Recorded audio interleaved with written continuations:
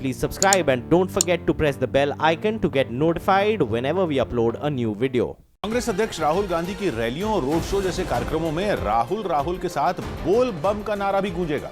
2019 के लोकसभा चुनाव को देखते हुए पार्टी की प्रचार समिति ने बीजेपी के हर हर मोदी नारे के जवाब में बोल बम का नारा लगाने की रणनीति बनाई, जिसके तहत ये फैसला लिया गया है कि राहुल गांधी की रैलियों और दूसरे कार्यक्रमों में बोल बम का नारा लगाया जाएगा। कांग्रेस सूत्रों के मुताबिक पार्टी की प्रचार समिति इस सुझाव पर अंतिम मोहर लगा चुकी है और बोल बम के नारे को लोगों तक पहुंचाने का काम भी जल्द शुरू हो जाएगा। अभी तक प्रधानमंत्री नरेंद्र मोदी की रैलियों और दूसरे कार्यक्रमों में उनके समर्थक मोदी मोदी और हर हर मोदी के नारे लगाते हैं। दावा है कि बीजेपी की इसी रणनीति के जवाब में कांग्रेस ने राहुल गांधी के समर्थन में बोल बम का नारा लगाने का फैसला किया है। हालांकि जानकारों का मानना है कि पार्टी बोल बम के नारे से राहुल गांधी की शिव भक्त की छवि गढ़ने में लगी है। आस्था के ऊपर प्रश्न नहीं उठना चाहिए, तो जब हम किसी और की आस्था के ऊपर प्रश्न नहीं उठाते, हमारी आस्था आपको सूल की तरह चुभनी नहीं चाहिए। माना जा रहा है कि 2019 से पहले इसी साल मध्य प्रदेश, राजस्थान और छत्तीसगढ़ में होने वाले विधानसभा चुनाव में कांग्रेस अध्यक्ष राहुल गांधी की रैलियों में बोल बम के नारे का जोर दिख सकता है, जिसकी तैयारियों में पार्टी के बड़े नेता अभी से जुट गए हैं। जिसका असर राजस्थान के डूंगरपुर में हुई कांग्रेस की रैली में देखने को मिला। वहां जैसे ही कांग्रेस अध्यक्ष राहुल गांधी मंच पर पहुंचे, वैसे ही कांग्रेस नेता हर हर महादेव के नारे लगवाने लगे। लिहाजा रैली में आई जनता भी कांग्रेस नेताओं के सुर में सुर मिलाने लगी।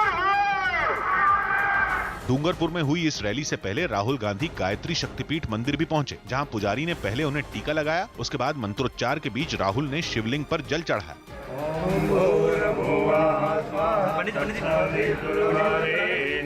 इसके अलावा राहुल गांधी ने इसी मंदिर में वेद माता के दर्शन भी किए। मध्य प्रदेश के उज्जैन में करणी सेना के कार्यकर्ताओं ने बीजेपी विधायक मोहन यादव के खिलाफ रैली निकाली। वहां सवर्ण समाज और करणी सेना ने विधायक मोहन यादव के एक बयान के विरोध में प्रदर्शन किया, जिसके लिए सवर्ण समाज और करणी सेना के कई कार्यकर्ता सड़क पर उतरे और बीजेपी विधायक मोहन यादव के खिलाफ तालियां बजाकर नारेबाजी करने लगे।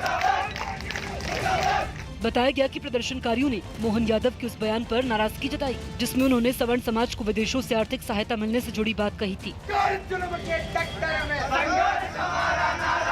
प्रदर्शनकारी नारेबाजी करते हुए विधायक मोहन यादव के दफ्तर के सामने पहुंचे। हालांकि कुछ देर बाद विधायक मोहन यादव खुद प्रदर्शनकारियों के पास पहुंचे और अपने बयान पर सफाई दी, जिसके बाद कार्यकर्ताओं का गुस्सा शांत हुआ और उन्होंने अपना प्रदर्शन रोका। बारिश खत्म होते ही दिल्ली एनसीआर में प्रदूषण का स्तर तेजी से ऊपर चढ़ा है। हालांकि बारिश की वजह से सितंबर की शुरुआत में दिल्ली एनसीआर की हवा बेहद साफ थी। एक अखबार में छपी खबर के रिपोर्ट के मुताबिक दिल्ली एनसीआर में पिछले 11 दिनों से बारिश नहीं हुई है, जिसकी वजह से प्रदूषण 3 गुना बढ़ गया। दावा किया गया कि 1.5 महीने में पहली बार हवा में घुले PM10 यानी पार्टिकुलेट मैटर का स्तर 180 के करीब पहुंच गया। हालांकि सितंबर के पहले हफ्ते में हुई लगातार बारिश की वजह से 9 सितंबर को रात 8 बजे दिल्ली में PM10 का स्तर 50 रिकॉर्ड किया गया था, लेकिन बारिश थमने के बाद 19 सितंबर को राजधानी में PM10 का स्तर 173 तक पहुंच गया। वहीं 11 सितंबर को PM2.5 की मात्रा 29 दर्ज की गई, जो 19 दिसंबर को बढ़कर 64 के स्तर पर पहुंच गई। हवा में PM2.5 का स्तर 60 और PM10 का स्तर 100 होने पर हवा की क्वालिटी को अच्छा माना जाता है। इस बीच मौसम विभाग ने बताया कि 22 सितंबर को दिल्ली में बारिश हो सकती है, जैसा हम बार-बार कह रहे हैं। SC/ST एक्ट के मुद्दे पर विरोध झेल रहे मध्य प्रदेश के मुख्यमंत्री शिवराज सिंह चौहान का बड़ा बयान सामने आया है। शिवराज सिंह चौहान ने दावा किया कि राज्य में SC/ST एक्ट का दुरुपयोग नहीं होगा। पूरी जांच के बाद ही किसी मामले में जरूरी कदम उठाए जाएंगे। साथ ही उन्होंने यह भरोसा भी दिया कि राज्य में सभी वर्गों को बराबर का सम्मान मिलेगा। सामान्य वर्ग, पिछड़ा वर्ग, SC/ST हो क्या अल्पसंख्यक हो, सबके कल्याण के लिए सरकार प्रतिबद्ध है और सबकी समस्याओं का समाधान होगा। आशंकाएं है तो उसको भी हम दूर करेंगे। मैंने कहा है SC/ST एक्ट के बारे में भी कि मध्य प्रदेश में बिल्कुल दुरुपयोग नहीं होगा। मुक्केबाजी के विश्व हेवीवेट चैंपियन के खिताबी मुकाबले से पहले लंदन के एक स्टेडियम में unified heavyweight world champion Anthony Joshua ने अपना दमखम दिखाया। वो शनिवार को रूस के मुक्केबाज अलेक्जेंडर पोवेत्किन से भिड़ेंगे। लेकिन इस मुकाबले से पहले ब्रिटेन के मुक्केबाज एंथनी जोशुआ प्रशंसकों के सामने आए और रिंग में उतरकर रस्सी कूदने लगे। इसके बाद उन्होंने मुक्केबाजी के दांवपेच दिखाए और अपने ट्रेनर के साथ मुक्केबाजी का अभ्यास भी किया।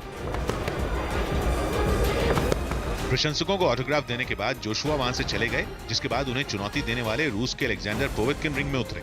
उन्होंने भी अपने ट्रेनर के साथ मुक्केबाजी का अभ्यास किया और एंथनी जोशुआ को हराने का दावा किया। हालांकि ये आसान नहीं होगा। एंथनी जोशुआ फिलहाल यूनिफाइड हेवीवेट वर्ल्ड चैंपियन, यानी विश्व चैंपियनशिप के 4 बड़े खिताब में 3 खिताब उनके पास है। अब तक के उनके 21 हेवीवेट मुकाबलों में उन्हें कोई भी नहीं हरा सका है। लेकिन अलेक्जेंडर पोवेटकिन भी 2011 से 2013 तक विश्व हेवीवेट चैंपियन रह चुके हैं। अब तक वो 35 मुकाबलों में सिर्फ 1 मुकाबला ही हारे हैं। दोनों ही मुक्केबाज सुपर हेवीवेट वर्ग में एक बार ओलंपिक का गोल्ड मेडल भी जीत चुके हैं। उत्तराखंड के रानीखेत में भारत और अमेरिका के सैनिकों ने साझा अभ्यास के समय रात के अंधेरे में गोलियां बरसाई। दोनों देशों की सेनाओं ने आतंकवाद से निपटने के लिए यह अभ्यास किया, जिसके तहत दोनों देशों के सैनिकों ने सटीक निशाना लगाने की प्रैक्टिस की। इस बीच अमेरिकी सैनिक भारतीय सैनिकों को आधुनिक हथियार चलाने की ट्रेनिंग देते दिखाई दिए। The practicing has been amazing with the Indian Army. I've learned a lot about their army and their weapons.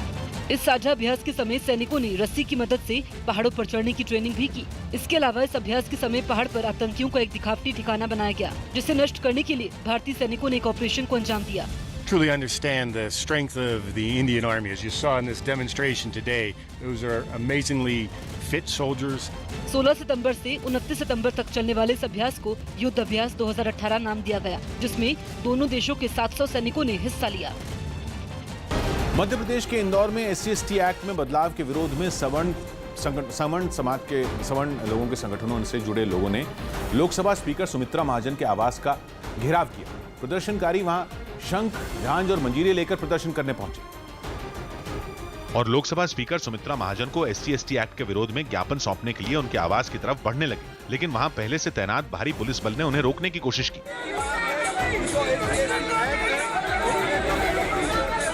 जिसके बाद प्रदर्शनकारी भी पुलिस को धक्का देकर आगे बढ़ने लगे। वहीं विरोध कर रहे लोग भी डटे रहे और वहीं सड़क पर बैठकर भजन कीर्तन करने लगे।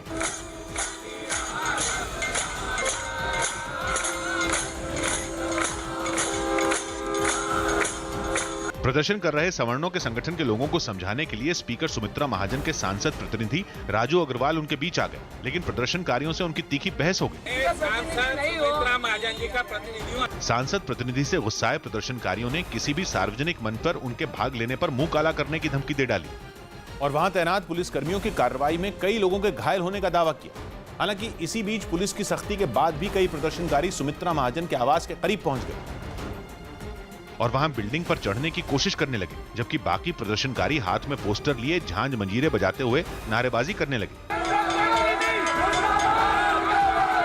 SC/ST संशोधन एक्ट का विरोध कर रहे सवर्ण लोगों के संगठन के लोगों ने कानून को वापस लिए जाने की मांग की। तो ज्ञापन देख कर के आए हैं कि इस एक्ट को शीघ्र वापस लिया जाए, नहीं तो सवर्ण समाज उग्र आंदोलन करेगा।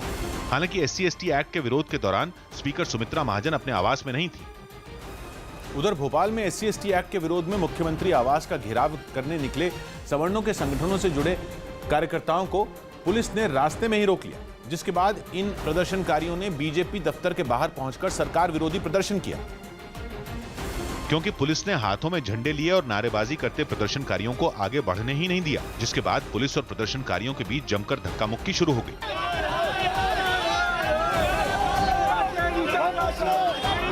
प्रदर्शन कर रहे लोगों ने मुख्यमंत्री शिवराज सिंह चौहान और केंद्र सरकार के खिलाफ नारेबाजी की और SC/ST कानून वापस न लेने पर लोकसभा चुनाव में वोट नहीं देने की धमकी दी। जो 22% को खुश करने के लिए 78% को जो नाराज किया है, इसके परिणाम आने वाले समय में राजनीतिक पार्टियों को भुगतने पड़ेंगे। मुख्यमंत्री आवास घेरने का मौका नहीं मिला तो प्रदर्शनकारी काला झंडा लेकर बीजेपी दफ्तर जा पहुंचे। वहां जबरदस्ती अंदर घुसने की कोशिश कर रहे एक प्रदर्शनकारी को पुलिस कर्मियों ने खदेड़ दिया।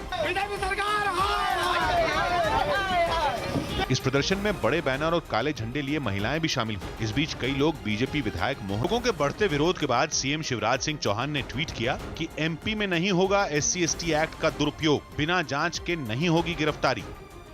SC/ST एक्ट में बदलाव के विरोध की आग बिहार की राजधानी पटना में भी दिखी, जहां हुए प्रदर्शन में अखिल भारतीय भूमिहार ब्राह्मण महासभा से जुड़े लोगों ने हिस्सा लिया, जिन्होंने SC/ST एक्ट का विरोध करते हुए बीजेपी दफ्तर के बाहर बिहार के मुख्यमंत्री नीतीश कुमार और प्रधानमंत्री नरेंद्र मोदी का पुतला फूंका। इस दौरान प्रदर्शनकारियों ने केंद्र और बिहार सरकार के खिलाफ जमकर नारेबाजी की। सवर्णों से जुड़े दूसरे संगठनों ने जेडीयू दफ्तर के बाहर भी हंगामा किया और सरकार से भारत बंद के दौरान प्रदर्शनकारियों पर लगाए गए मुकदमे वापस लेने की मांग की। हम लोग का जितने ये पार्टियां हैं जो सवर्ण को ठग रहे हैं, जो सवर्ण जाति को मूर्ख बना रहे हैं, सभी पार्टियों से विरोध है। इस दौरान प्रदर्शनकारियों ने सवर्णों को भी आरक्षण दिए जाने और SC/ST एक्ट पर सुप्रीम कोर्ट के फैसले को ही दोबारा लागू किए जाने की मांग की।